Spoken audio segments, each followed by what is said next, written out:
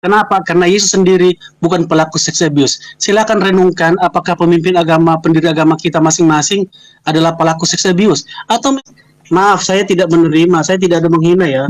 Karena saya sudah Iya. sering diteror sekarang ini karena dianggap penghina, Sebentar, penista boleh gitu. dong. Benar-benar, Saya Boleh, tidak benar. Gue juga gitu. tegur dong. Dari tadi Betul. tidak ada yang menghina atau Tetapi tolong jangan bawa-bawa narasi yang seolah-olah kok Islam di Indonesia kurang toleransi, Islam di Indonesia seperti ini, bla bla bla. Sangat saya sayangkan karena data merujuk kepada seorang orientalis, ya, John Ware, dalam tulisannya Islamic Cultural, ya, itu malah menjadikan Indonesia sebagai pusat mercusuar bagaimana bertoleransi yang baik dan Metatron menyampaikan saya tidak pernah mendengar sama sekali ada orang dari Ortodoks yang masuk Islam.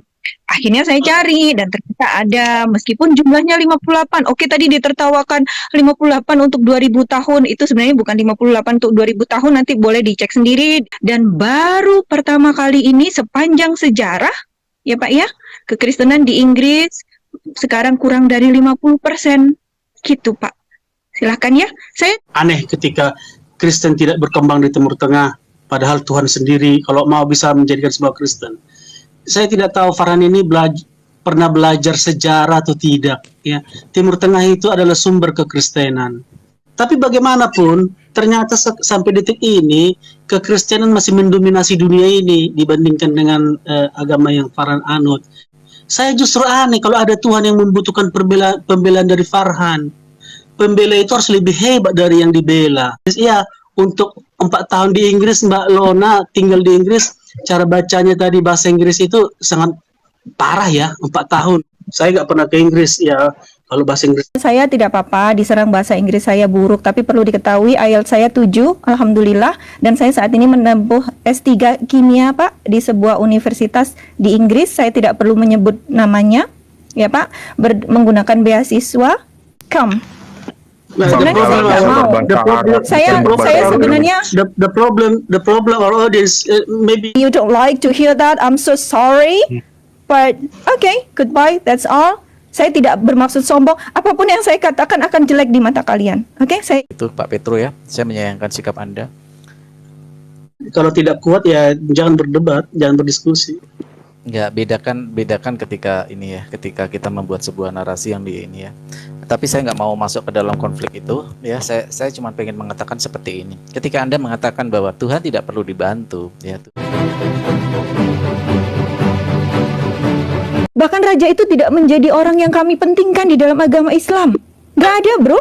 Jadi ketika Anda bawa orang India begitu, raja India, kemudian tadi raja dari mana ya, saya lupa. Itu sama sekali tidak penting buat kami. Jadi sangat tidak relevan gitu. Oke, itu saja yang mau saya sampaikan. Silahkan. Ya, sudah. Terima kasih. Mantap. Saya boleh berpendapat ya, menanggapi dari Mrs. Lona Ana. Pertama, ya, aku jelaskan tadi bahwa kita semua harus tahu Farhan itulah yang menceritakan tentang kejelekan-kejelekan dari paus itu. Saya bilang, saya tidak punya paus. Saya tidak mengenal paus maupun yang di paus. Sebentar dulu, sebentar, jangan dipotong dong. Ya udah, aku nggak ada silakan, motong. sorry. Sabar ya. Sorry, silakan. Iya. Yang kedua, ya, kalau diambil lagi, ya, itu tadi pertama Lona Ana mesti tahu bahwa Farhan itu yang menjelek-jelekan. Aku juga kalau dia jelek-jelekan, aku nggak peduli. Si tulang kesar juga tidak peduli karena dia juga ditanyain tentang paus, dia nggak ngerti. Cuma karena aku concernnya di sejarah, ya itu tidak masalah. Mau dijelek-jelekin, seandainya datanya benar, oke lah kita terima. Tapi ternyata datanya tadi sudah terbantahkan. Ada yang terbantahkan turn back hoax, ada yang kedua datanya nggak jelas gitu. Nah kemudian berikutnya gereja ortodoks. Ya itu masalah gini loh. Saya jelasin ya. Gereja ortodoks itu gereja yang semula adalah ajarannya satu, cuman ada 5. Aku kasih tahu ya daerahnya pentarki itu apa ya. Pertama Yerusalem, ya. Yang kedua Syria, yang ketiga Mesir, yang keempat Konstantinopel, dan yang kelima adalah Italia yang sekarang ada di Vatikan ya, Roma. Nah, pertanyaannya, tadi Lona Ana ngambil data Rusia. Rusia ini gereja mana gitu loh. Rusia sendiri itu membuat patriarknya sendiri ya sendiri. Makanya kami di gereja Ortodoks juga, mau dia mau ngapain, kami juga nggak peduli. Mau dia blessing rudal, mau dia nyerang Ukraina, kami menolak itu semua. Sehingga jika Nona Lona Ana mengutip-ngutip tadi, siapa tadi orang Rusia, kami juga sepakat, jangan begitu. Itu kami ingatkan seperti itu. Mereka mendirikan gereja Ortodoks tandingan, sementara zaman dulu pentarki itu nggak ada Rusia. Kemudian ada korban-korban tadi namanya Rusia juga. Ya iya, karena di dalam gereja itu juga ada istilah Sergeisme, di mana orang-orang yang merasa mengerti agama itu berbau ke Rusia-Rusiaan. Itu yang kami tolak. Sehingga orang-orang yang kami sinyalir berbau Sergeisme ini melakukan yang tadi Miss Lona Ana sampaikan. Jadi itu juga nggak kena, Lona. Makanya saya juga berulang kali kepada teman-teman Muslim ya, tolong carikan data gitu yang bagus, yang memang tidak terbantahkan. Contohnya nih, saya kasih tahu ya. Selama 2000 tahun tidak pernah ada satupun orang Ortodok masuk Islam. Tidak pernah ada. Kalau dibantai, gerejanya jadi masjid ada. Hagia Sophia dihajar oleh Sultan Al-Fateh ya. Anak-anaknya diambil, dididik Islam ada. Itu namanya pasukan khusus Janisari ya. Itu jadi pasukan khususnya Al-Fateh itu, yang jadi istilahnya Kopasusnya Turki. Itu anak-anak pendeta, bukan zaman dulu nggak ada pendeta ya. Itu anak-anak imam. Nah, tapi nggak ada satupun orang yang masuk Islam.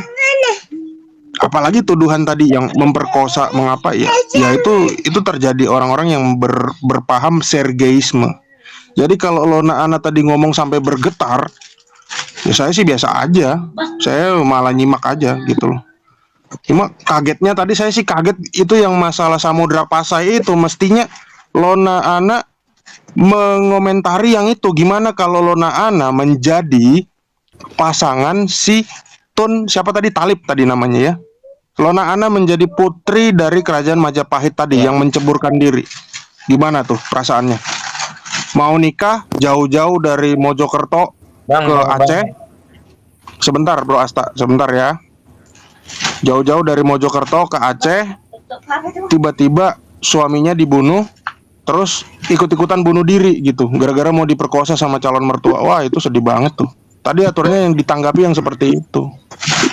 Itu aja sih dari saya. Saya Silakan, boleh, Bro Asta, kalau mau saya boleh nanggapi? Saya boleh nanggapi dulu? Karena sebentar lagi saya juga harus turun. Saya nggak bisa diskusi lama-lama. Oh ya, silakan. Saya takut lupa, saya nggak nyatet apapun tadi soalnya. Ya. Silakan. Udah lo Iya, para habib-habib ini diingat lah statementnya. Dia mau turun. Lo nanya dulu, Lona. Pasti Lona aja dulu, Aki. Iya, Oke, yang sebentar. saya tadi kembali Oh, iya, silakan. Oh ya udahlah.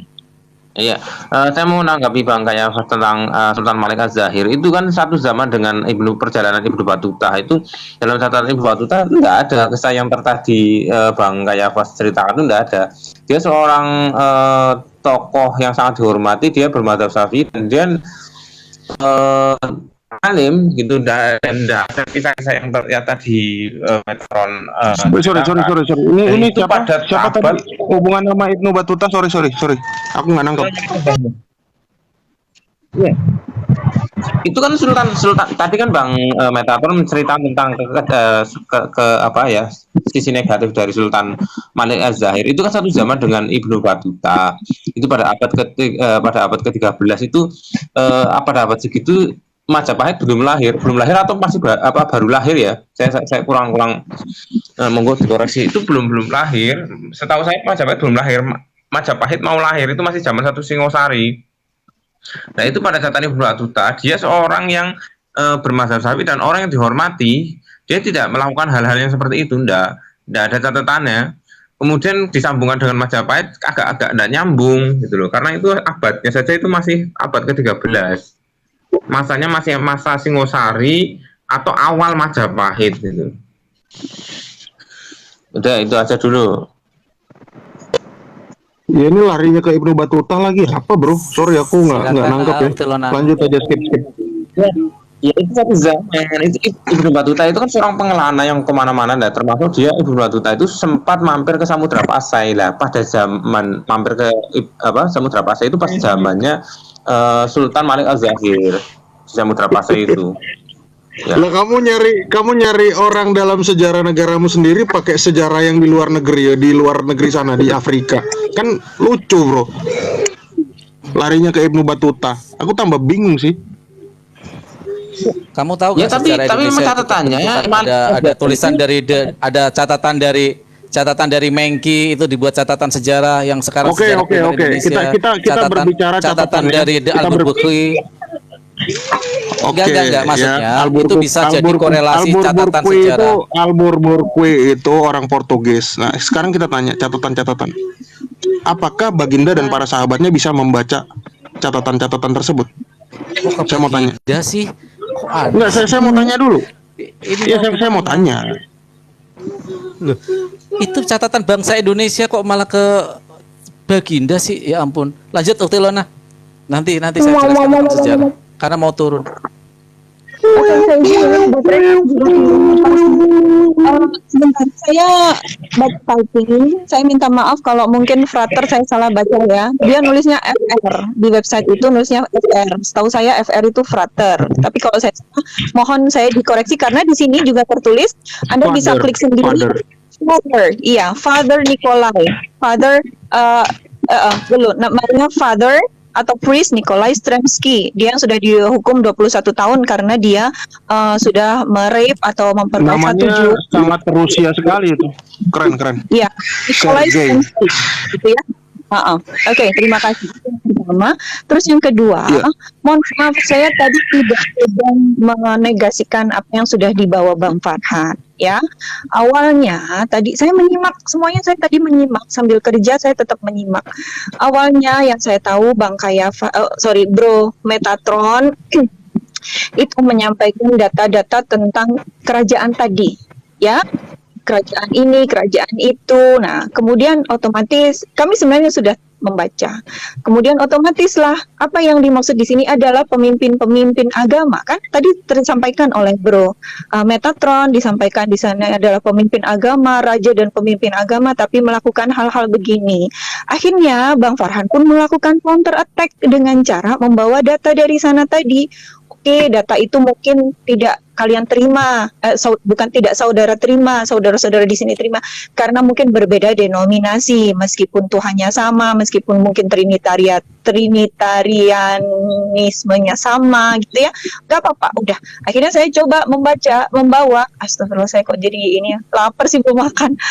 Saya coba membawa data lain, dan ini data terbaru dari Ortodoks Rusia. Meskipun tadi sama Bro Metatron dinegasikan lagi, oh Ortodoks Rusia berbeda dengan Ortodoks kami. Ya udahlah, memang kami ketahui ada ribuan denom kok di saudara gitu ya. Saudara sana, ratusan ribuan saya nggak tahu, itu yang saya pahami. Makanya selalu akan berbeda-beda. Nah, itu yang pertama. Jadi tadi yang saya tahu Bang Farhan meng-counter attack, Bro. Makanya ya, ayolah, kita harusnya tidak begitu sih, diskusi yang sehat, diskusi yang edukatif ya. Karena setinggi-tingginya derajat seorang manusia ya, selama dia bukan nabi dan rasul, maka mereka berpotensi melakukan dosa. Itu saja sih kalau saya pribadi. Nah, kenapa tadi saya membawakan itu? Kalau itu pun belum bisa diterima ya, data itu belum bisa diterima. Sekali lagi tadi saya sudah membawakan website yang namanya SNAP. Apa itu SNAP? Itu adalah website Survivors Network of Those Abused by Priests. Ini fokus lo ya, ke priest ya. Nah, siapa aja priestnya? Saya baca lagi. Is a self-help organization of men and women who were sexually abused by spiritual elders, dalam kurung Catholic priests, brothers, nuns, ministers, teachers, etc. Members find healing and empowerment by joining with other survivors. Ini basicnya di mana? Di Amerika Serikat.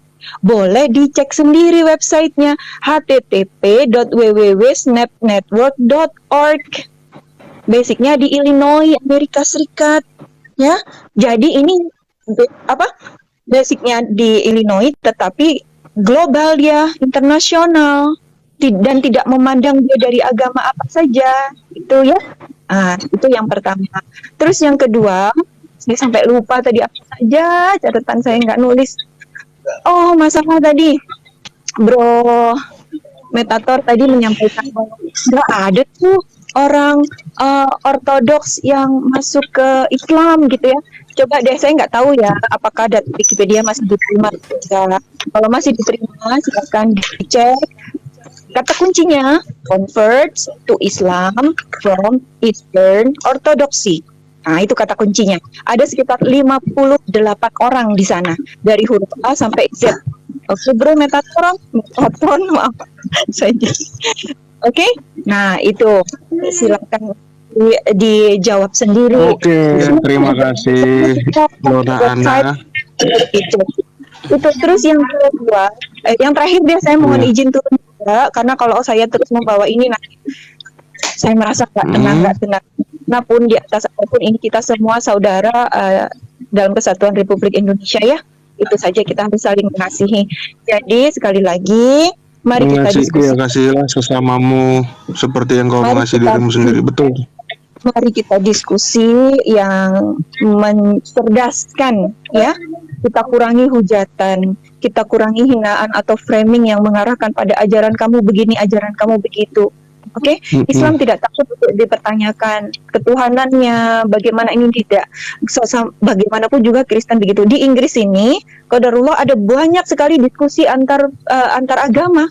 Dan mereka fine-fine saja, kecuali yang hujat seperti, mohon maaf ya, Hatun yang ada di Hyde Park itu. Jangan iklan lagi. Itu Ratu Elizabeth tidak mati dalam keadaan mualaf, Mbak. Pangeran Charles juga belum mualaf. Jadi kecuali mereka sudah mualaf, baru bisa bilang Inggris begini, Inggris begitu. Jelas, Bro, kayak Halo. dari diri sendiri. Ini perbuatan Hatun. Saya tidak mengeneralisasi semua saudara kekristenan begitu.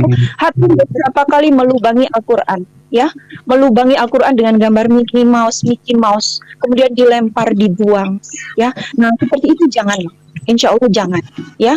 Ayolah kita diskusi sehat, diskusi berkelas, diskusi yang penuh ilmu gitu loh. Itu yang saya rindukan sih. Ya. Itu aja. Saya turun, saya nyimak dari bawah, mungkin saya hanya bisa typing saja. Ya, oke. Terima kasih. Sekali lagi saya mohon maaf sekali lagi pada Metatron. Bro Kaisar, thank you. Ada Bro siapa tadi? Bos Sulung. Oke, hai Bro. Dan Farhan, Baru gue naik lo udah tutup gimana? Nggak apa-apa. Gua dulu ya, Pra. Iya, Aku turun dulu ya. Gua dulu ya. Oke lah ya, siap. Iya. Saya juga minta maaf apabila ada salah kata ya, Mbak Lona Ana. Sama-sama Ya. kok, Bro. Ya, Bro. Udah lama ini tidak bertemu nih. Mudah-mudahan Farhan jangan cemburu ya, Farhan ya. Oh, enggak. Jadi Insya Allah. Doakan kami semoga nanti Mei lancar. Amin ya. Doakan. Amin. Iya. Satu pesan saya bahwa tidak ada nabi yang LDR. Dan Farhan bukan nabi, Saya bukan nabi.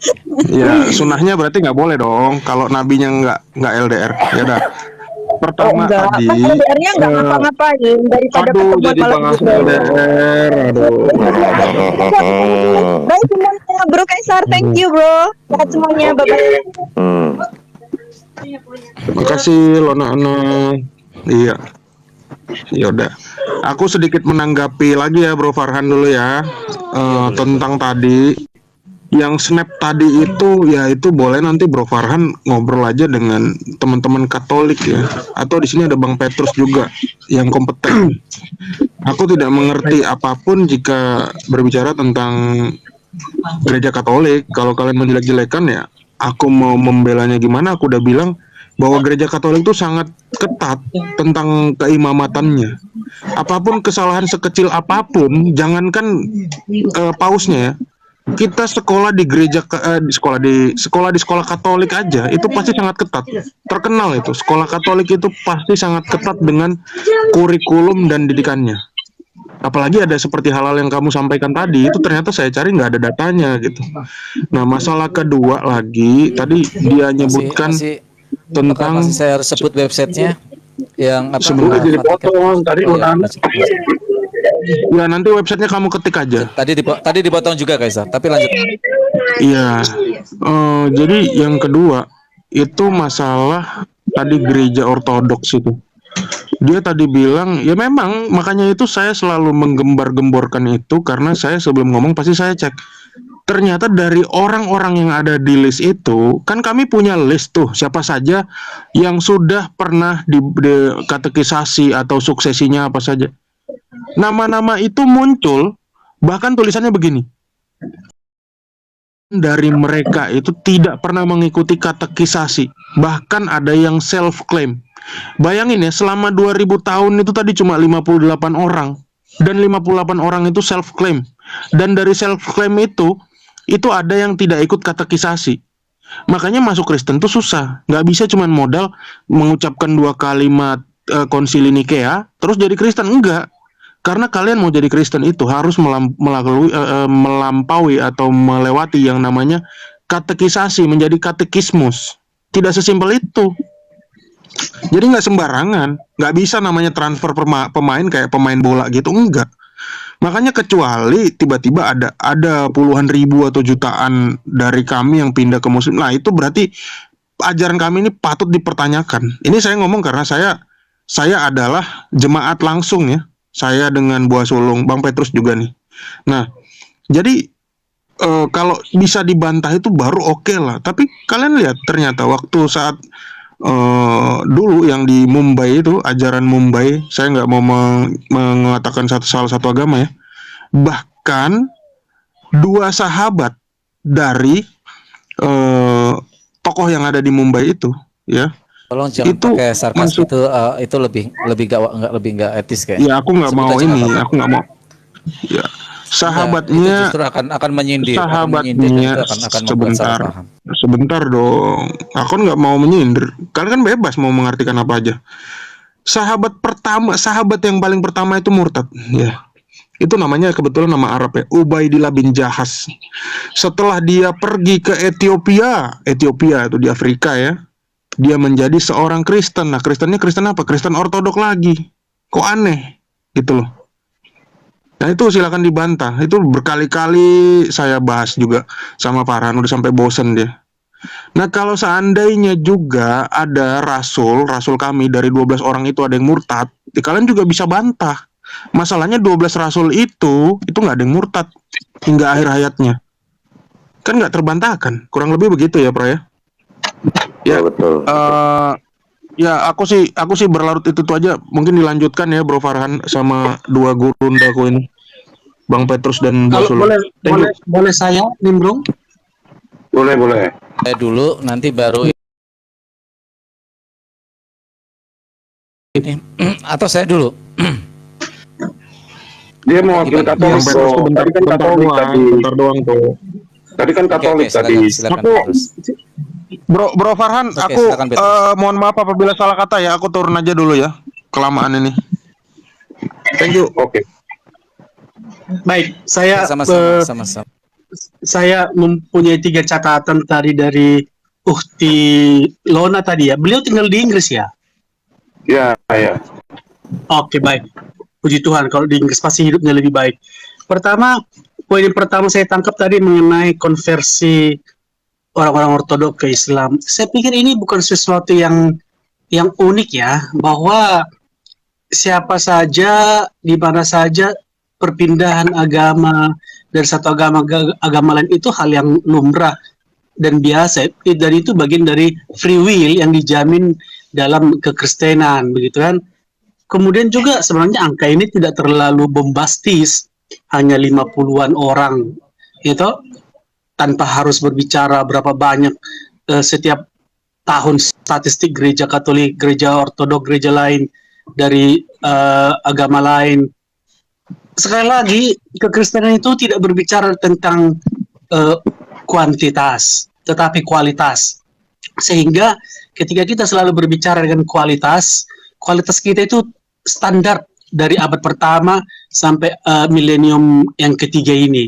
Jadi kita tidak pernah berjuang untuk suatu statistik, kita tidak pernah misalnya mengeluh-elukan idealnya ya, kecuali ada gereja-gereja tertentu yang suka menjual kesaksian-kesaksian para murtadin seperti itu. Tetapi pada prinsipnya gereja-gereja besar yang usianya ribuan tahun, Anda mau masuk Katolik, mau masuk Ortodok atau tidak terlalu beritahu wah di luar, tetapi wah di dalam, begitu ya. Kita sambut, kita bina, kita bimbing. Jadi saya pikir tidak terlalu menarik ya, apalagi orang jauh-jauh tinggal di Inggris, tapi ternyata pikirannya nggak jauh beda dengan pikiran-pikiran negara-negara asalnya begitu. Kemudian tadi tentang sex abuse saya dengar itu, sex abuse dengan adanya sedikit Petrus. Nanti sebentar boleh saya tugaskan dulu. Ada catatan. Oke, lanjut. Ya. Tentang sex abuse dengan tadi snap bla bla bla. Saya tidak mendengar dengan detail, tapi mungkin saya menduga itu adalah salah satu mungkin NGO atau humanitarian movement atau apalah yang berhubungan dengan kelayakan atau menjaga, memelihara, menghormati tentang hak dan martabat manusia, terutama perlindungan terhadap korban-korban seks abuse, apakah para biarawan, biarawati, anak seminari atau umat atau jemaat. Saya bingung ya, mereka lupa bahwa di setiap agama di dunia ini kasus ini muncul. Di Indonesia banyak pesantren, banyak kasus pelecehan santri, homoseksualitas di antara para. Tetapi saya pikir itu terjadi di mana saja. Tidak mau Hindu, Buddha, kita juga tahu di vihara-vihara Buddha juga kasus-kasus sejenis terjadi. Tapi saya pikir masalahnya adalah yang perlu kita teliti dari agama ini bukan pelakunya itu, tetapi pendirinya itu, apakah melakukan itu atau tidak. Pendiri agama Kristen itu Yesus Kristus. Apakah Yesus Kristus pernah melakukan pelecehan seksualitas? Apakah Yesus Kristus melakukan tindakan homoseksualitas? Apakah Kristus mengajarkan katakanlah sejenis apakah perkawinan kontrak gitu ya, kontrak atas dasar balas jasa, kenikmatan segala macam? Tidak. Tetapi faktanya memang kita harus mengakui bahwa kasus-kasus ini sangat memalukan di dalam gereja. Itu sebabnya gereja tidak pernah melindungi, semua diadili, semua ditangkap, diproses. Para biarawan atau para klerus yang terlibat menghadapi dua peradilan. Satu peradilan negara, di mana dia tinggal, di mana kewarganegaraannya, dan yang kedua peradilan gereja. Ya, dua ini adalah suatu tindakan yang paling sadis gitu. Kalau mungkin agama lain, misalnya katakanlah contoh ya, misalnya Ustaz Farhan melakukan pelecehan seksualitas contohnya, paling hukum negara toh. Tidak ada hukum agama yang bisa merajam ustadz dan siapa, nggak ada. Nah dalam gereja ada pengadilannya, pengadilan gereja namanya, dan itu sungguh diadili. Jadi tidak ada ampun. Terakhir yang paling heboh di Amerika adalah seorang Kardinal Theodore McCarrick, orang penting, orang besar, bahkan boleh dikatakan sudah ring 1 dari kepausan, ya. Kalau tidak kebobolan di kasusnya ini, mungkin dia bisa saja terpilih jadi paus. Begitu powerful dia. Dialah yang memimpin delegasi gereja bernegosiasi diplomatis dengan Cina, dengan Rusia dan lain-lain.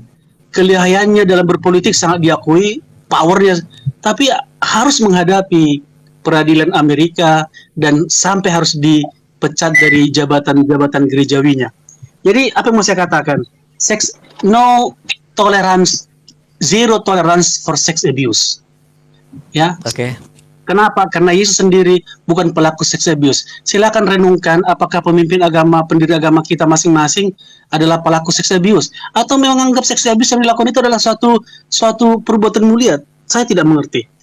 Kemudian mencoba membandingkan kebebasan beragama di Inggris dengan kebebasan berdialog, berdiskusi. Satu lagi dengan kebebasan beragama di Inggris. Wow. Dan ini tidak kita dapatkan di negeri-negeri di mana kita selama ini tinggal yang mayoritas itu. Ya, di Timur Tengah semua orang babak belur yang tidak seagama itu. Di Indonesia pun sendiri, walaupun mereka tidak bisa melakukan apa yang dilakukan di Timur Tengah, tapi kita juga merasakan itu, bagaimana kita diubur-ubur dalam beribadah. Bahkan banyak sekarang apologi-apologi kita yang mulai diproses, diancam, diteror dan lain-lain. Jadi saya pikir Mbak Lona itu hidup dalam fantasi, tidak hidup dalam dunia nyata. Demikian Ustadz Farhan. Mohon maaf kalau ada kata tidak berkenan. Oke, nggak apa-apa, Petrus. Wajar kita berargumentasi tesis antitesis.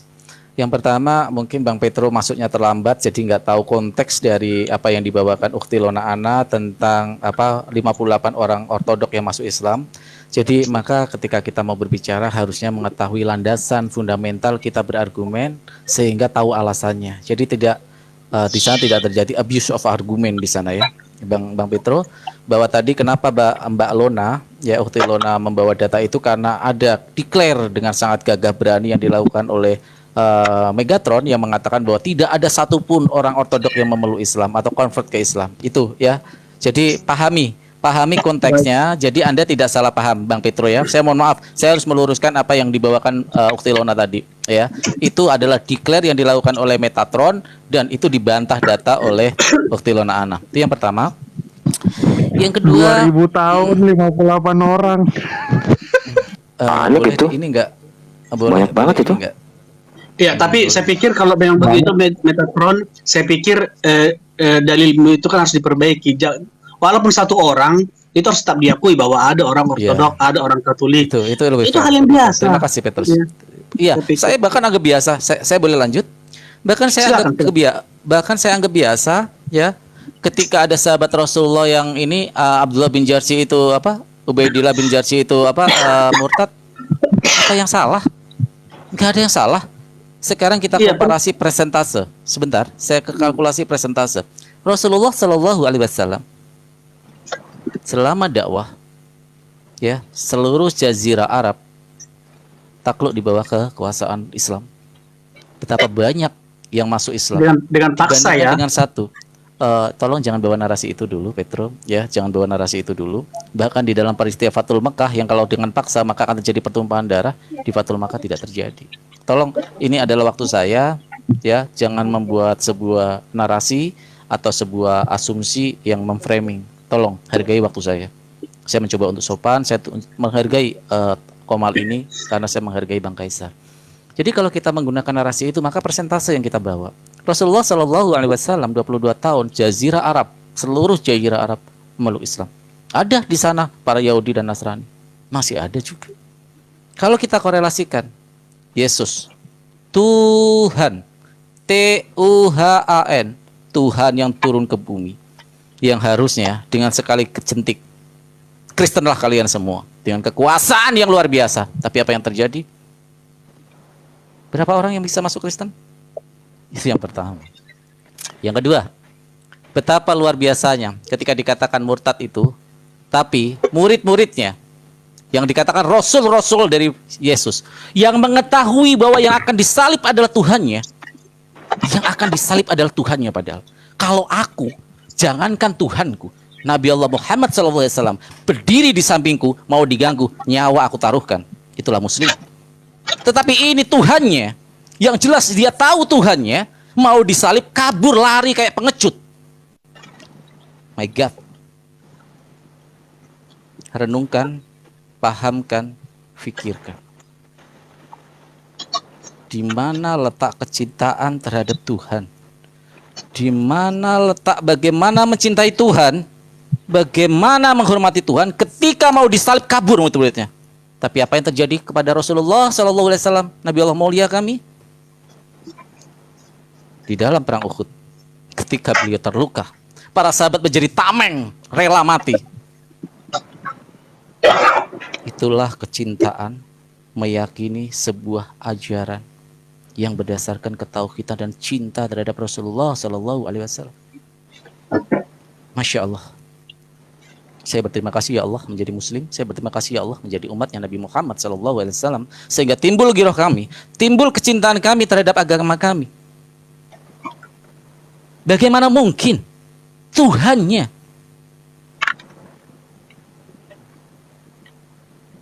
Itu yang dilakukan oleh Rasulullah SAW ketika mau diancam dibunuh di dalam tidur, ya mau diancam dibunuh oleh para kafir Quraisy. Ali bin Abi Thalib datang. Ya Ali, kamu datang, kamu tidurlah di tempat tidurku. Ali tahu, Ali paham bahwa itu sama saja menyerahkan nyawanya.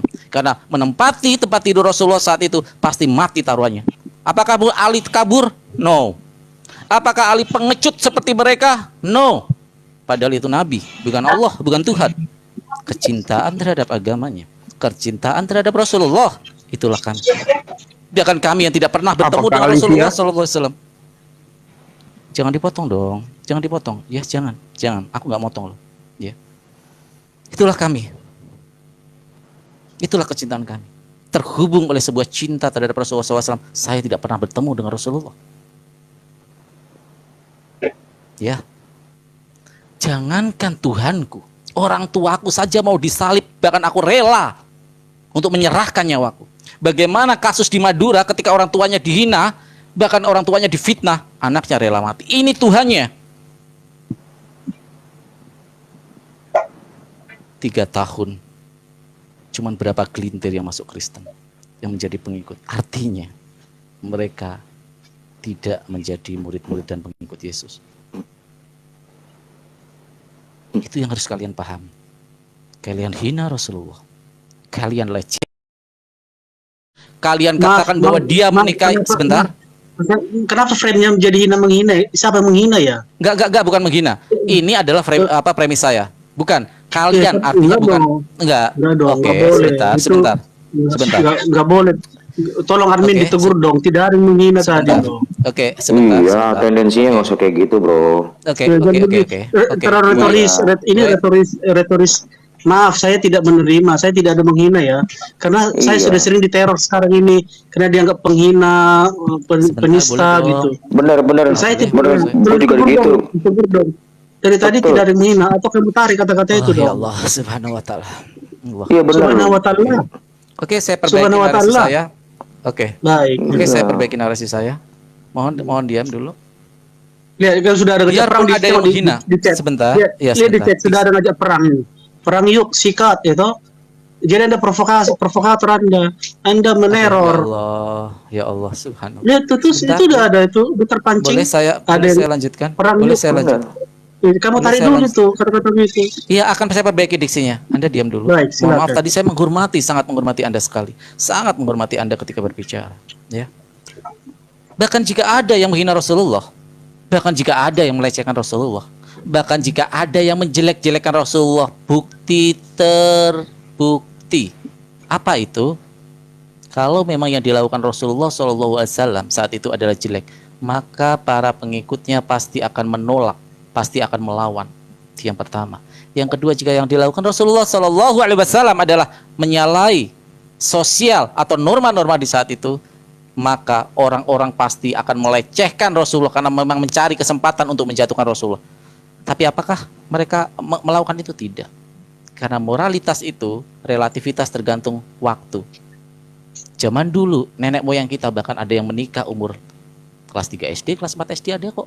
Ditunangkan, nanti 10 tahun, kelas 6 SD lulus dinikahkan. Apalagi Sahdan 1400 tahun yang lalu. Dan Rasulullah SAW ketika menikah bukan hanya tentang bagaimana menikahi, tetapi juga ada silaturahim, keterikatan, kekerabatan. Makanya dinikahi adalah anaknya sahabat, karena untuk menyatukan segala visi misi. Contoh, saya bersahabat dengan saudara Kayafas ataupun saudara Rion. Kita berdebat kita bersahabat benar-benar erat, dan kita bahkan dibatasi Ustaz, terlalu panjang. Dibatasi. Ya Allah. Kayaknya tadi yang lebih panjang dari kalian berdua loh.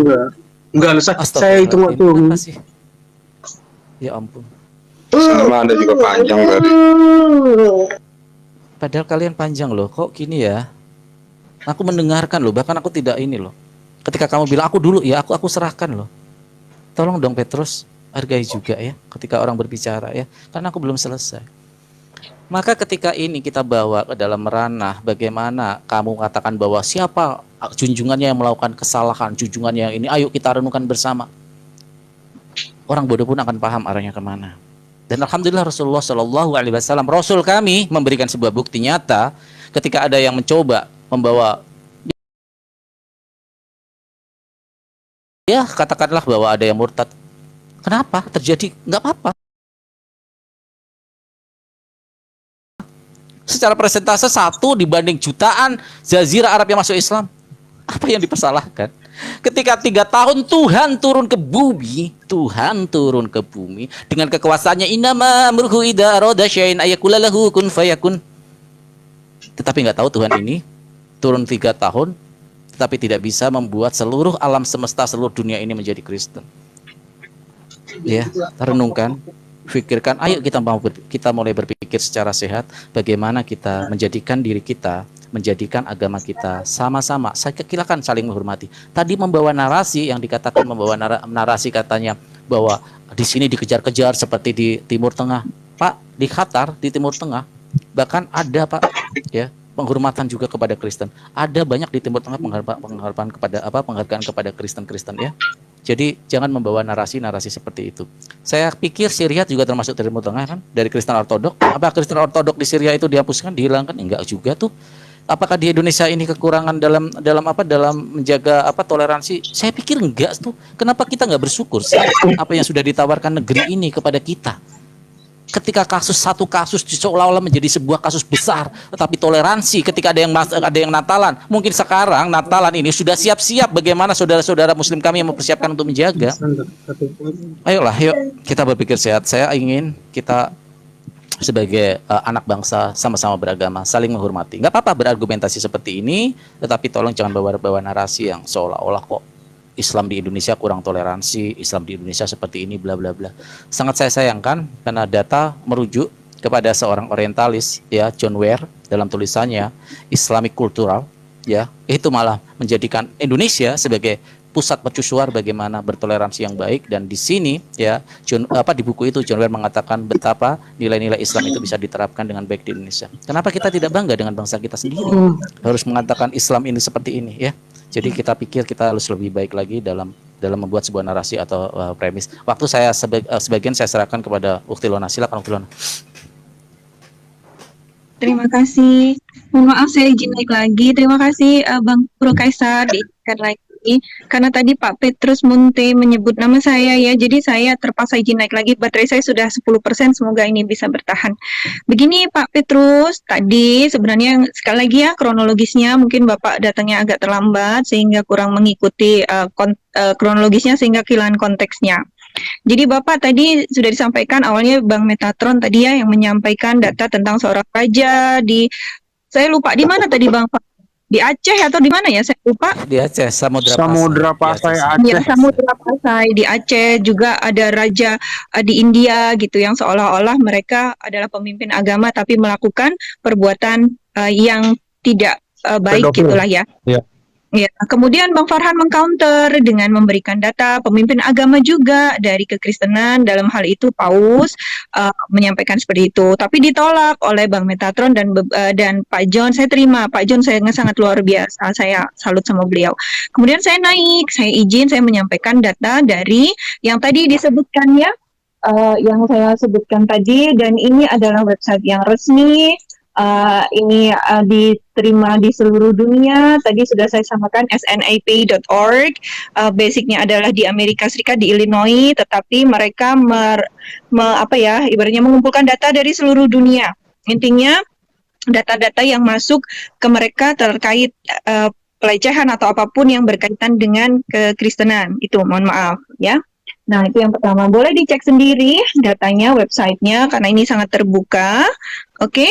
Nah, sekarang tadi juga saya sebutkan, tadi Bang Metatron menyampaikan saya tidak pernah mendengar sama sekali ada orang dari Ortodoks yang masuk Islam. Akhirnya saya cari dan ternyata ada, meskipun jumlahnya 58. Oke, tadi ditertawakan 58 untuk 2000 tahun. Itu sebenarnya bukan 58 untuk 2000 tahun, nanti boleh dicek sendiri itu tahun berapa awalnya mereka masuk di data di Wikipedia ya. Jadi maksudnya gini loh, enggak perlulah kita oke lah kita membela gitu ya, berapologetika gitu. Banyak Menyatakan juga ya, tidak pernah 58. faktanya ada, data itu ada, walaupun jumlahnya kecil, oke, dinegasikan pun silahkan, karena ini bagaimanapun memang menyakitkan gitu ya, atau memang tidak menyenangkan gitu datanya, tapi ya itulah apa adanya gitu, oke. Nah, tentu saja saya baca website supaya pinter ya, ada yang typing di situ. Dan ingat ya, tidak semua website di Google itu tidak bisa kita terima, ya, kecuali website abal-abal misalnya blogspot.com yang itu yang kita tidak terima. Nah, tadi saya sedikit mendengar Pak Petro, karena saya harus bergantian dengan saudara di bawah, mungkin yang ingin naik nggak baik kalau saya terus di atas karena saya bukan pembicara utama.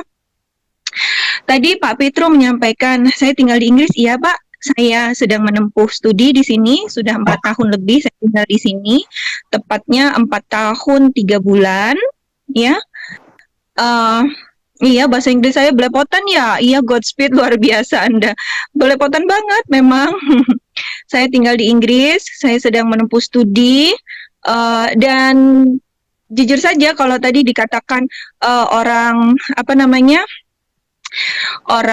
tinggal di Inggris tapi kok pemikirannya masih seperti itu. Nah, saya jadi ingin balik bertanya, pemikiran seperti itu seperti apa gitu.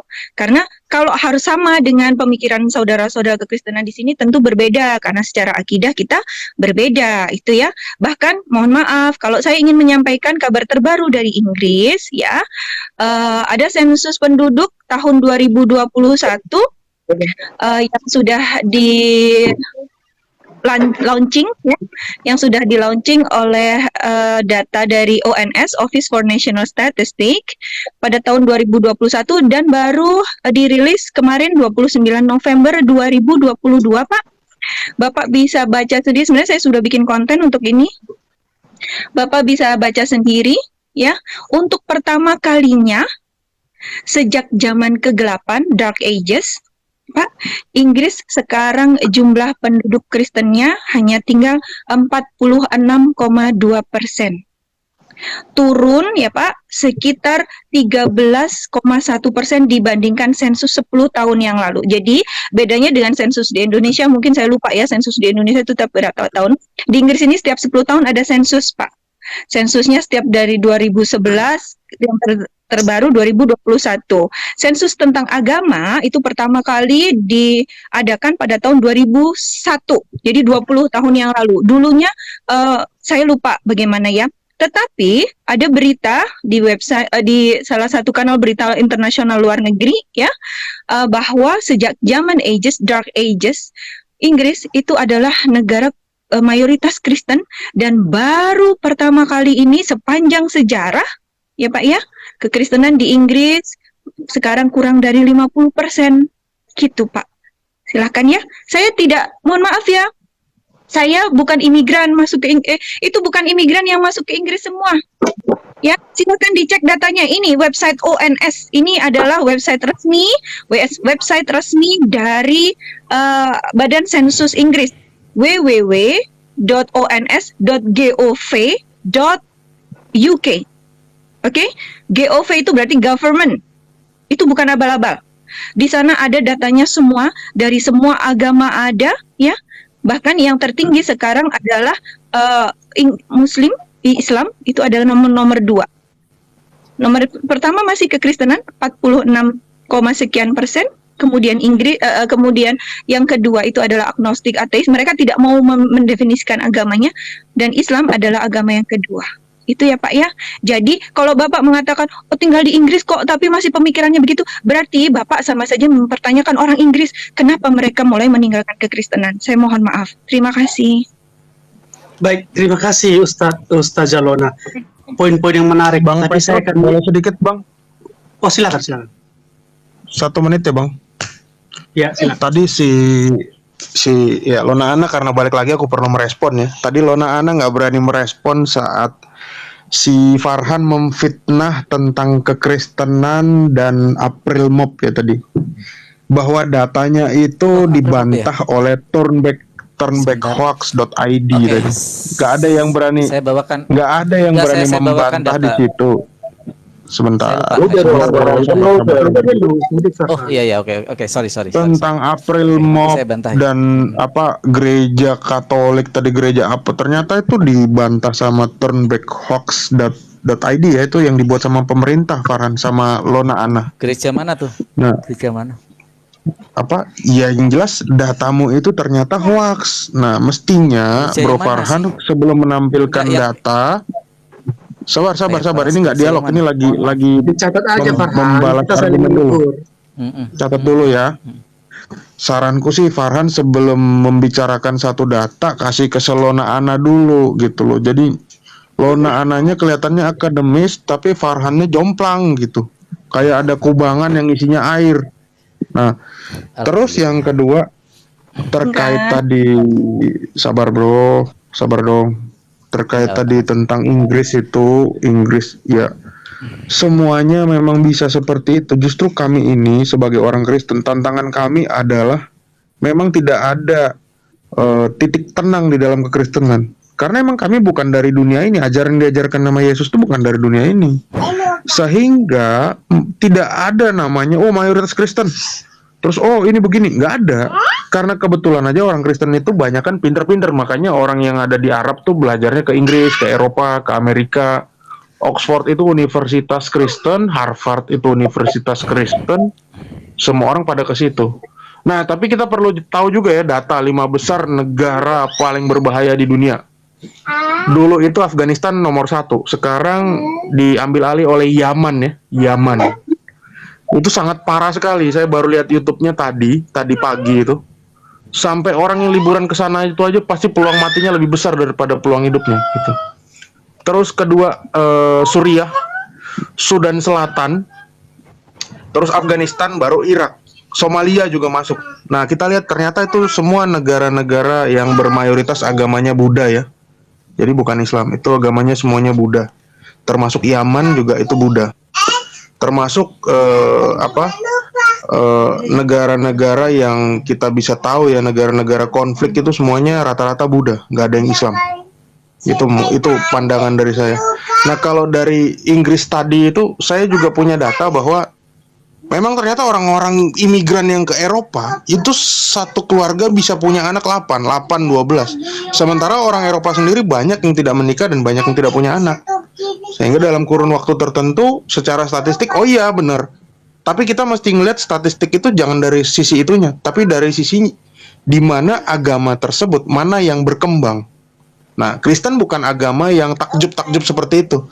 Tapi kita ngelihat kalau era internetisasi yang semakin mendunia, ternyata orang malah meninggalkan Islam, artinya itu perlu tanda tanya.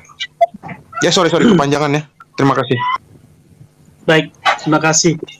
Saya akan memulai catatan-catatan saya dari Ustadz Farhan bersingkat. Tadi pertama Ustadz Farhan menggambarkan seolah-olah perkembangan Islam yang begitu besar di Timur Tengah adalah sesuatu yang aneh ketika Kristen tidak berkembang di Timur Tengah, padahal Tuhan sendiri kalau mau bisa menjadikan sebuah Kristen. Saya tidak tahu Farhan ini pernah belajar sejarah atau tidak ya. Timur Tengah itu adalah sumber kekristenan.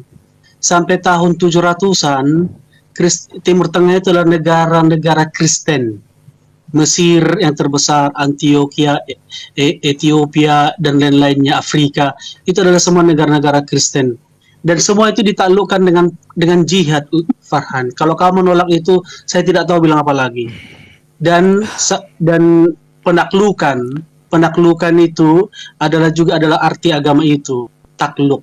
Jadi cuman akhirnya itu diperhalus, takluk bagaimana sekarang ya. Itu. Tapi bagaimanapun ternyata sampai detik ini kekristenan masih mendominasi dunia ini dibandingkan dengan agama yang Farhan anut. Tetapi kembali saya katakan, kekristenan itu tidak bangga dengan kuantitas, tetapi kualitas. Kualitas adalah prioritas dari keberimanan orang Kristen. Kemudian dengan juga opini mengatakan Tuhannya disalib kok nggak dibela, gitu. Saya justru aneh kalau ada Tuhan yang membutuhkan pembelaan dari Farhan. Pembela itu harus lebih hebat dari yang dibela. Jadi itu juga membuat saya ini Tuhan apa ya? Dan itu yang mereka melakukan atas nama membela Tuhan. Tuhan kok dibela? Tuhan bisa berperkara. Tuhan bisa mengerjakan semua, dan buktinya Yesus menang, dia bangkit. Dia mengalahkan kematian.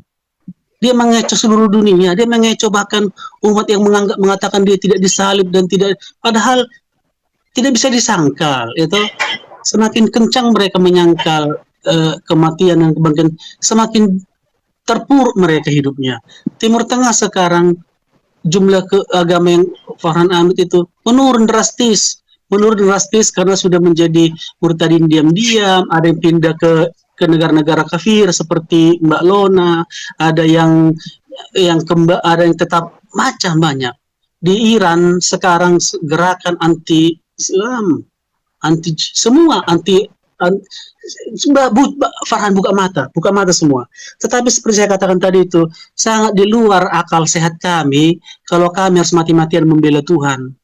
Dan itu Petrus lakukan ketika dia mau membela Yesus dan memotong kuping salah satu yang mau menangkap Yesus itu. Apa Yesus bilang?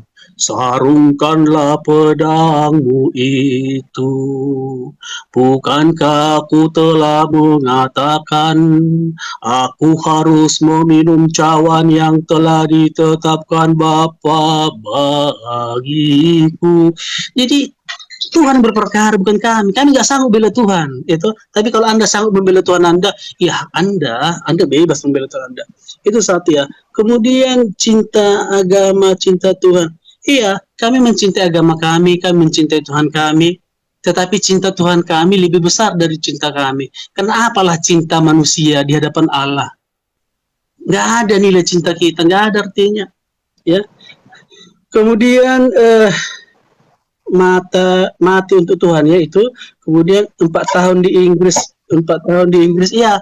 Untuk 4 tahun di Inggris, Mbak Lona tinggal di Inggris, cara bacanya tadi bahasa Inggris itu sangat parah ya. 4 tahun saya ragu kamu bisa lulus mata kuliahmu itu di sana. Maka perbaiki TOEFL-nya, perbaiki bahasa Inggrisnya Mbak Lona ya. 4 tahun loh ya. Saya nggak pernah ke Inggris ya, kalau bahasa Inggris saya logat Batak ya. Kemudian tentang sensus. Dalam hal ini saya tidak tahu jurusan apa yang Lona ambil di Inggris. Mungkin jurusan hukum syariat mungkin, atau hukum, atau saya nggak mengerti. 46,2% menurun. Anda hanya tertarik pada angka 46,2%. Tapi tidak punya riset, tidak punya kecerdasan akal. 40% turun karena apa ya? Ya. Tetapi dengan hanya menekankan 42%, kamu seolah-olah menggiring opini publik bahwa orang-orang Kristen di Inggris itu atau di Eropa itu murtad dan itu bohong. Penurunan angka itu akibat dari minus kelahiran. Ya. Jadi bukan karena berpindah agama. Jadi orang Eropa itu tetap orang Kristen, tetapi karena minus keturunan jumlah mereka menurun. Dan akhir-akhir ini jumlah mereka semakin menaik lagi karena banyaknya imigran-imigran, pengungsi-pengungsi yang tadinya beragama sebelah, yaitu banyak alasan. Ada memang karena sudah jenuh dengan agamanya di Timur Tengah, lalu pindah sana dan memeluk agama sendiri, agama baru, agama Kristen. Ada yang memang hanya untuk mempermudah dokumen-dokumen lainnya, ada macam-macam variasi. Tapi jumlah kekristenan meningkat di Eropa. Dengan kehadiran dari negeri surgawi ini, ya, meningkat. Tetapi secara angka kelahiran jumlah mereka menurun, tak sebanding dengan jumlah yang penambahan. Dan 46,2%, dan itu merata di hampir semua Eropa. Ya. Sementara tadi Mbak Lona agak takut atau malu mengatakan imigran, ya mungkin bukan imigran, tetapi imigran adalah penyumbang terbesar Islam di sana. Dan saya punya banyak teman-teman imigran dari sana yang menjadi Kristen itu, mereka dianiaya oleh teman-teman mereka yang dari satu negara. Itu loh. Tapi mereka ya yang sungguh-sungguh tulus, mereka berjuang terus. Itu perjuangan terus. Seperti Hatun, dan itu kan dari negeri-negeri sana itu. Siapa lagi yang banyak di apologis itu dari negeri sana. Jadi ada yang tetap mempertahankan agamanya yang dia bawa ke negeri Inggris, ada yang banyak juga berubah. Tapi saya pikir seperti saya katakan tadi itu, bagi kami kuantitas tidak bagian utama. Kayaknya terlalu panjang, Kualitas. Kaisar. Saya tadi Saya tegur, pikir, Kaisar. saya pikir demikian ya. Terima kasih. Mohon maaf kalau ada kata tidak berkenan. Oke. Terima kasih. Ukti Lonana dulu, silakan Ukti. Enggak. Anda yang Iya, disinggung terima masalah kasih. jurusan dan bahasa. Iya, terima kasih. Dan saya sangat sedih ya dengan typingnya saudara-saudara di bawah itu. Saya dibilang sok tahu ndasmu ya begitu Halo, ya. halo. Oke, mohon maaf. Ya, kedengaran? Oke. Gue tanggapin Sekaligus, dulu oke bro. deh. Enggak, saya tanggapin dulu. Sebentar izin bro. Bro, oh ya sorry ya bro. Dua-dua Biar dong, nanti bergantian Rio. ya. Sebentar, sabar. Gua Biar udah nanti bergantian. 2 kali Bro kesempatan Nefros loh mau gue naik diem. kayaknya.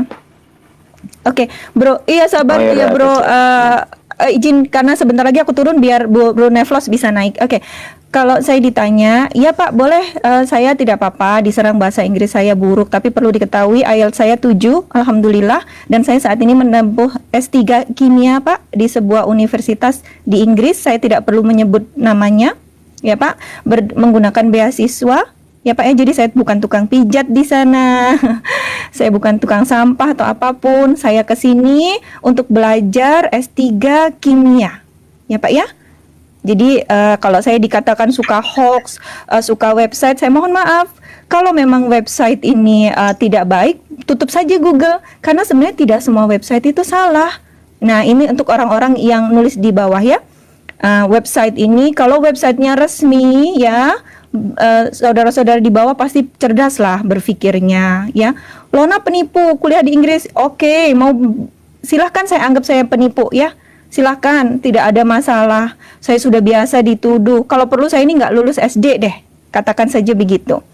Oke, jadi kalau tadi dikatakan bahasa Inggris saya begitu, mungkin karena saya terbawa, mohon maaf ya, terbawa emosi mungkin ya, terbawa bukan emosi, giroh kita sebutnya, sehingga saya mungkin terkesan tadi terbata-bata membacanya. Oke, jadi you want to talk in English? Let's go.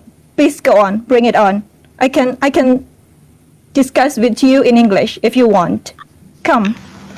Sebenarnya saya nggak mau.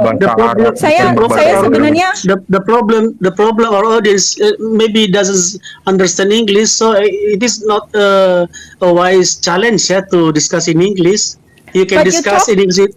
You can but you discuss with claimed Christian before- friends. You can Udah, But you discuss with claimed Atul. before You can that my discuss English Bang, wasn't good udah. very enough. in this Nggak usah corner. terpancing. I want to see. I think that's fair enough. I would like to see you debate Halo. Hatun and all peoples in what is the corner? What corner? I want, please record. I want to see you Corner. debate with them in English. Nggak usah terpancing. I don't want to Coba do kita tanya that, dulu dia because- bisa bahasa okay. Arab nggak? Kita tanya dulu. Bisa bahasa Aku Arab? nggak bisa bahasa Arab. Aku nggak You bisa. put, Wah, you ya, put aku your, nggak bisa your bahasa Arab. position Karena, lower, dengar. Lona. Bahasa Arab. When you try to challenge me debating you in English, you prove yourself not competence in English. Ya, jadi No, that's kamu fine. merendahkan diri. It's up to you, Pak. Anggap saja. Iya. Audiences maybe doesn't speak English very well because Bang we don't Petrus, speak English every day. Bang Petrus, abang bahasa Oke. Arab aja, jangan bahasa Inggris. Oke, it's fine ya Pak ya. No, it's saya akan fine. kagum, If you- saya akan kagum denganmu kalau kamu mengirimkan satu video kamu join di Pak? corner apa itu namanya debat dengan Hatun, mereka ada di sana selalu dan beberapa apologis. Saya menunggu Oke. Lona. Terima kasih Pak, tapi pertama ya Pak, saya tidak ingin mohon maaf ini bahasa Indonesia saja saya terbata-bata, ini bukan karena saya giro saya ini membuat emosional saya ini, mohon maaf ya Pak, saya Iya, tidak akan mengikuti challenge Bapak memang- ya, saya tidak Lona, akan saya mengikuti mengerti. challenge Saya Bapak, mengerti. Anda saya itu kan mohon izinkan mahasiswa- saya bicara mahasiswa dulu, kimia, izinkan saya bukan bicara dulu, mahasiswa- Bapak tadi Ini sudah kan merendahkan waktu saya, kamu Bapak sudah muslim. menyerang pribadi saya. Ini kan muslim. Saya boleh Anda Ada rendahkan. waktunya. Saya bahkan boleh tidak mengakui saya S3. Akui saya sebagai SD. Tidak masalah. Akui saya tidak sekolah. No problem at all. Oke? Tidak masalah Calm buat down, saya. calm, Jadi calm, tidak calm perlu down, tidak calm, perlu calm, menuntut calm, saya calm, harus calm. debat dengan Calm, Hatun dan jangan sebagainya. gitu loh. Tidak perlu. Saya Oke. sangat menyayangkan dengan Lona. Aku acungin jempol kamu. Tapi sayangnya saya Farhan tidak nggak suka bisa Inggris sama sebenarnya Arab seperti nih. ini. Saya tidak Kamu bisa suka Inggris, sebenarnya Farhan Pak. nggak bisa Inggris Jujur sama ya Arab. Pak Petrus, Kasihannya begitu. saya sebenarnya sangat tidak suka menyebutkan saya siapa. Saya ini bodoh Pak. Saya bodoh. Bapak perlu tahu ya, saya ini mantan orang yang mau masuk Kristen. Oke, saya ini tidak sholat bertahun-tahun. Saya ini bukan Islam yang baik, Pak. Saya pernah hampir dibaptis. Saya didatangi dengan beberapa Tahan orang Kristen. emosi. Tetapi, Tahan emosi. ya, alhamdulillah. Maaf, ke topik saja Ustazah. Ke topik saja. Loh, saya tidak bukan peduli ustazah. Anda menentang. Saya tidak mau disebut ustazah, Pak. Saya mohon maaf. Saya tidak mau. Saya ini pendosa. Saya ini pendosa. Baik, Tolong baik. jangan panggil saya Back ustazah. to the topic saja. Dan Sina. sekali lagi ya. Lady Sina. Oke, I will do that. Ya. Oke? Saya yang di framing, kok saya yang katanya framing sih? Lucu ini orang-orang. Lucu nih. Ya, Petro, oke, tapi that's kamu fine. seorang It's wanita yours. loh. Itulah kalian. Sangat disayangkan. Itulah kalian gitu. Apa yang kalian typing, apa yang kalian lakukan itu menunjukkan siapa diri kalian kok. No worries at all. Oke? Saya tidak butuh pengakuan saya ini siapa, di mana saya ini. Saya sebenarnya nggak mau ngomong saya ini Istighfar, siapa. Ukti istighfar. Oke? Udah. Nah, oke, membahas tadi. Sekali lagi, saya terpaksa ya menyampaikan data seperti itu, menyampaikan karena saya hanya menjawab. Oke, saya hanya menjawab apa yang harus saya jawab karena tadi nama saya dibawa. Oke, kemudian data-data di Inggris kok tinggal di Inggris 4 tahun kok begitu bahasa Inggris saya. Nggak apa-apa, Pak. It's fine. Ya. But I would like to share with you all guys, a data from the Pew Research Center that showed that in 2070, Muslim would be the major religion in the world. Itu aja. Saya sudah capek. Saya izin saya turun. Biar nanti Bang Nevlos silahkan naik. Saya mohon maaf sekali lagi jika saya ada salah kata. Sesungguhnya saya memang British. Saya memang bukan British ya. Bahasa Inggris saya bukan British. Saya lebih suka American English. Saya tidak suka British English sangat sulit untuk saya. Oke? Karena di sini aksen British aja ada ratusan. Itu saja. Silakan saya dinaikkan Bang Nevlos, saya izin turun. Sekali lagi terima kasih untuk Bro Kaisar. Mohon maaf untuk Bro Metatron, Bro Aderion, saya kenal lama dengan Bro Aderion. Thank you, Bro. Kemudian Pak Petro, terima kasih juga, and thank you so much for anything that you told me before. I'm not crying. Thank you for everyone here. Thank you for listening to me. I'm so sorry for everything that I've told you, and probably you don't like to hear that. I'm so sorry. But okay, goodbye. That's all. Saya tidak bermaksud sombong. Apapun yang saya katakan akan jelek di mata kalian. Oke, saya izin turun. Thank you so much. Assalamualaikum warahmatullahi wabarakatuh. God bless you all. Allah bless you all. Waalaikumsalam. God bless Jesus you. bless you also. God bless you. God Saya Jesus bilang. bless you. Oke, saya waktunya saya Satu sekarang ya. satu jempol Udah, Farhan. Farhana ya. Habis Farhan baru Aderion. Saya dulu ya. Kaisar, Bang Farhan Kaisar, Inggris terima kasih. sama Farhan Arab ada Rio. menguasai nggak?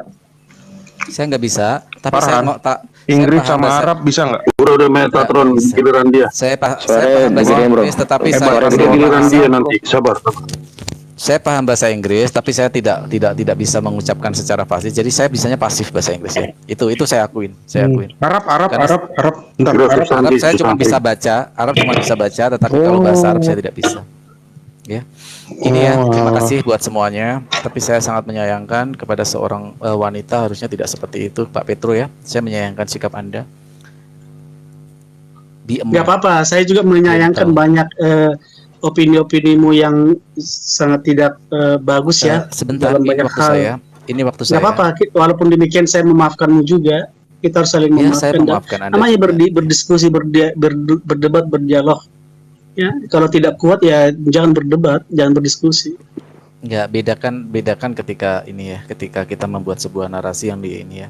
Tapi saya nggak mau masuk ke dalam konflik itu ya. Saya cuma pengen mengatakan seperti ini. Ketika Anda mengatakan bahwa Tuhan tidak perlu dibantu, ya Tuhan tidak perlu dibantu. Bahkan tadi katanya ketika Anda dengan nada menyanyi mengatakan bahwa Yesus bahkan suruh menyarungkan pedang. Berarti di sini kalau kita kaitkan, yuk kita konstruk berargumen kita secara logika. Bayangkan di dalam Lukas 22:36 di sana, ketika Yesus bertanya muridnya, apa yang bisa kamu bawa? Apakah kalian punya uang untuk membeli pedang? Jawaban mereka apa? Jawab mereka, satu pun tidak. Katanya kepada mereka, tetapi sekarang ini siapa yang mempunyai pundi-pundi hendaklah ia membawanya. Demikian juga yang mempunyai bekal, dan siapa yang tidak mempunyainya hendaklah ia menjual jubahnya dan membeli pedang. Bayangkan, ini dalam proses pengejaran yang nanti ujungnya ya, final destination-nya itu adalah ketika nanti Yesus dikepung oleh prajurit Romawi dan rabi-rabi Yahudi ya, yang saat itu Petrus kena kupingnya ya, membela dan mengenai kupingnya yang ditempelkan lagi oleh Yesus. Jadi gini, yuk kita bangun konstruk berargumen secara logika. Maksud saya gini, kalau Yesus memang tidak mau dibela ya, saya membawa ke analisis intelijen ya. Kalau Yesus tidak mau dibela, Yesus tidak mau mempertahankan diri, logikanya buat apa Yesus menyuruh membeli pedang? Bahkan dengan hal yang paling darurat, emergensi di sana, yaitu ketika jubahnya nggak apa-apa, jual, yang penting membeli pedang. Kita bayangkan bahwa alur kita ke dalam ketika kejadian Yesus membeli pedang, muridnya suruh membeli pedang, betapa emergensinya saat itu, betapa mereka benar-benar ini harus ada pedang untuk mempertahankan diri. Ini Yesus di Lukas 22 ayat 36. Tiba-tiba ketika sudah terkepung, Petrus sempat mau melakukan perlawanan, ketika kena kupingnya ya, prajurit Romawi saat itu, dan ditempel sama Yesus lagi ya, Oke. Sekarang ya, logika kalian, open your mind. Apakah posisi Yesus saat itu menang secara posisi? Menang secara kekuatan? Tidak. Posisi Yesus sangat kepepet, sangat terdesak. Hal yang paling masuk akal untuk terdesak adalah menyerahkan diri. Jadi bukan Petrus tidak mau membela Yesus, tetapi justru di situ karena Yesus melihat posisi tidak menguntungkan karena sudah terkepung oleh prajurit Romawi. Baca Lukas 22 ayat 1 sampai terakhir. Ya, itu yang pertama, saudara-saudaraku Kristen. Bangun konstruk argumen kalian berdasarkan logika sebagai fundamentalnya. Yang kedua, ketika tadi Petrus menarasikan sebuah narasi yang katanya, oh, kami tidak perlu membela Tuhan, biarlah Tuhan yang berkehendak. Ya, kami pun tidak perlu membela Tuhan. Tuhan itu tidak perlu dibela, tetapi kami yang butuh untuk membela. Sebagai apa? Sebagai tanda kami mencintai. Karena apa? Cinta bukan hanya ucapan, tapi cinta adalah butuh tindakan. Sebagai contoh, ketika orang tua saya ada yang menzolimi, sebagai tanda cinta saya, sebagai bakti saya, ketika ada yang menghajar bapak saya di tengah jalan, mati pun saya rela untuk membela bapak saya. Itu yang menamakan cinta ditunjukkan dengan perbuatan. Tetapi apakah kalian, Petro terutama, menggunakan analogi seperti itu, menggunakan bahwa Tuhan tidak mau dibela, tidak perlu dibela, ketika bapaknya Petro digebukin, ya, oh nggak perlu dibela. Cinta butuh pembuktian. Cinta bukan hanya ucapan. Ya, itu yang kedua. Yang ketiga, Petro. Dalam hal ini saya sangat menyayangkan argumen-argumen Anda yang penuh dengan falasi menurut saya ketika Anda menaikkan sebuah narasi tentang bagaimana imigran-imigran di sana. Ya, imigran-imigran di sana.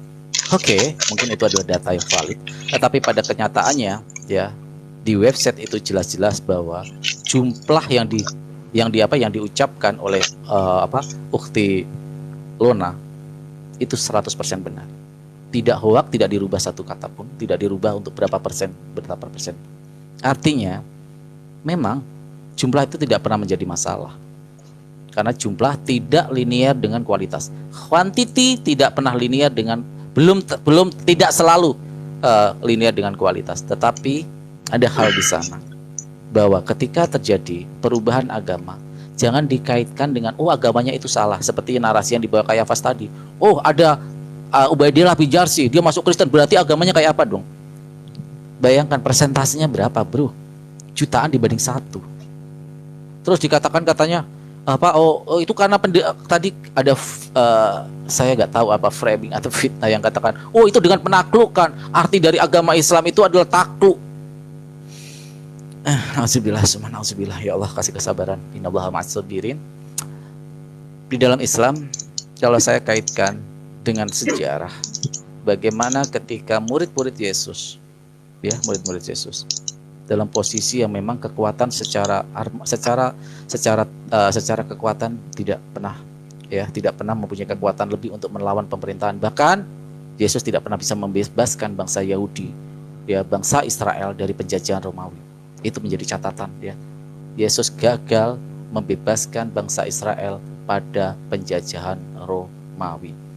Dan yang terakhir yang ingin saya katakan adalah ketika kita mencintai agama kita, jangan ketika kita menarasikan agama kita dengan cara-cara memframing, menjelek-jelekan tanpa data. Tadi si Kayafas ngatain saya framing hoax tentang April Mop, sedangkan data yang dia bawa ketika, jadi biar sadar diri gitu loh, sedikit sadar diri saja, saya tidak perlu bawa banyak-banyak. Ketika dia memfitnah bahwa pembantaian di Cordova dilakukan atas perintah Harun al-Rashid, bayangkan. Padahal Tariq bin Ziyad menaklukkan Cordova pada tahun 711. Ingat, pada tahun 711 Tariq bin Ziyad menaklukkan Cordova. Sekarang kita berpikir secara sehat bahwa logika kita, tahun berapa Harun al-Rashid menjadi seorang khalifah? Ternyata Harun al-Rashid menjadi khalifah tahun 789. Mungkinkah anak yang belum lahir bisa memberi perintah kepada Tariq bin Ziyad untuk menaklukkan Cordova dan melakukan pembantaian di Cordova? Itulah yang disebut kebohongan. Ukhti Lona sebagai calon istri saya menampilkan data-data yang ada, bisa kalian korelasikan, kalian katakan huak. Tetapi Kayafas yang benar-benar menampilkan data yang huak, orang yang belum lahir dituduh, difitnah, melakukan pembantaian, memerintahkan melakukan pembantaian terhadap Cordova. Kenapa kalian tidak berbicara? Itu yang dinamakan hipokrit. Saya bisa memberikan bukti data yang benar.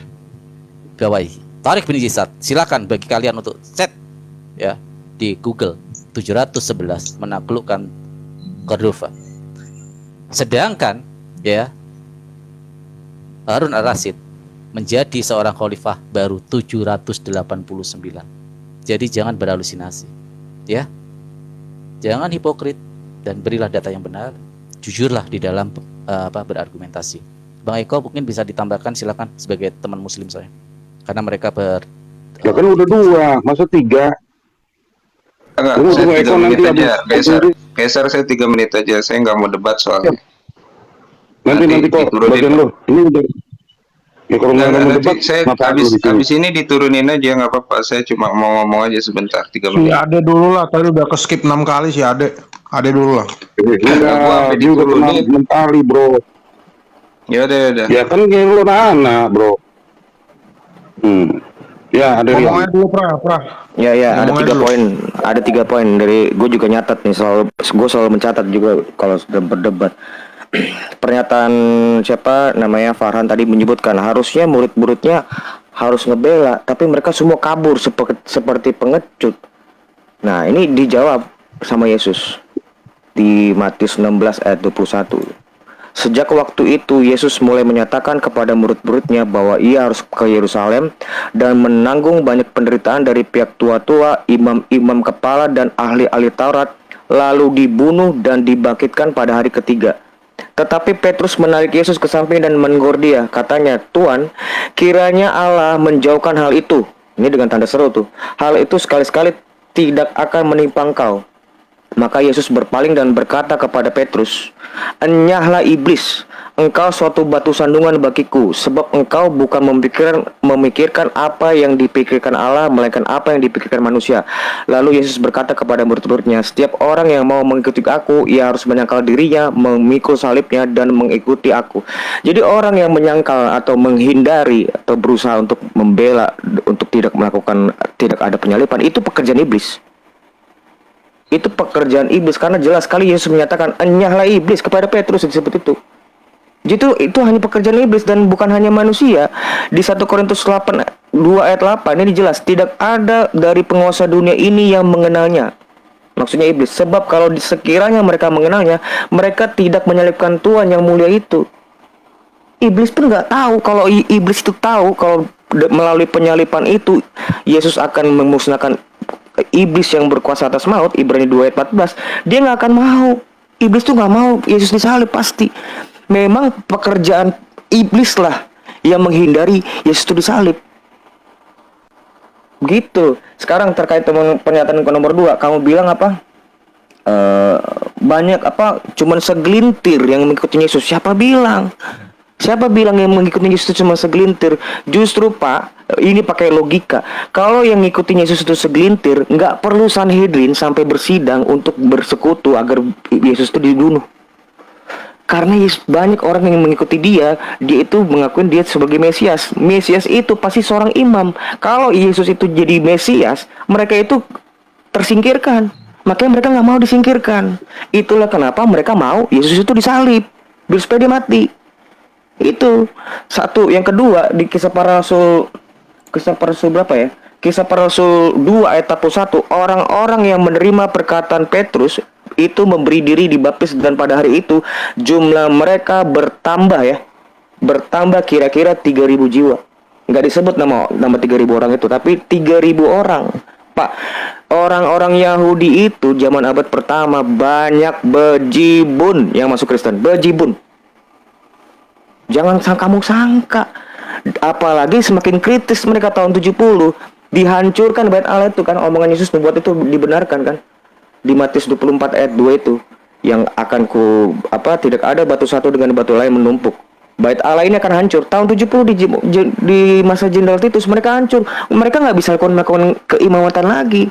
Makanya mereka berlomba-lomba gimana nih caranya. Dibuatlah misnah. Itu untuk menjalankan keimamatan itu mereka melakukan dengan misnah itu. Terus dikutuklah orang-orang Kristen. Gimana caranya orang-orang tuh nggak ngikutin jadi ngikut Yesus lagi. Justru dengan cara seperti itu, dengan cara kotor seperti itu. Jadi tapi kalau kamu bilang hanya segelintir yang masuk Kristen, itu kamu berbohong. So, itu apalagi ya? Lukas 22 ayat 36. Gue buat catatan juga nih, Lukas 22 ayat 36 yang kamu bilang suatu pun tidak tetapi sekarang ini siapa yang mempunyai pundi-pundi, hendaklah ia membawanya. Demikian juga yang membawa bekal, dan siapa yang tidak mempunyainya, hendaklah ia menjual jubahnya dan membeli pedang. Langsung kamu asumsi, oh berarti Yesus mau memberontak. Kamu baca ayat 37-nya. Persis ayat di bawahnya kamu baca. Sebab aku berkata, ini kata sebab ini berarti hubungan kausal ya, sebab akibat. Sebab aku berkata kepada kamu bahwa nas kitab suci ini harus digenapi padaku. Mereka nggak berdebat kitab suci yang mana, enggak, ayat yang mana, dalil mana, karena mereka tahu persis itu di kitab Yesaya 53. Ia akan terhitung di antara pemberontak-pemberontak. Jadi itu hanya lambang, bentuk lambang, bukan dipakai itu untuk memberontak. Nggak ada Pak. Tapi karena kamu nggak ngerti kitab suci, kamu anggap ini memberontak. Loh, saya itu belajar kitab ini mau mungkin anak baru. Kamu pikir saya baca kitab itu baru? Cuman karena debat doang saya baca kitab. Setiap hari Pak. Saya itu baca kitab. Bukan seperti kamu. Jadi nggak ada alasan kalau Yesus itu kamu bilang kalau nggak mau dibela. Jelas Petrus dibilang iblis bahkan. Petrus dibilang iblis. Sebentar, poin mana lagi? Nah, kira-kira itu dulu ya.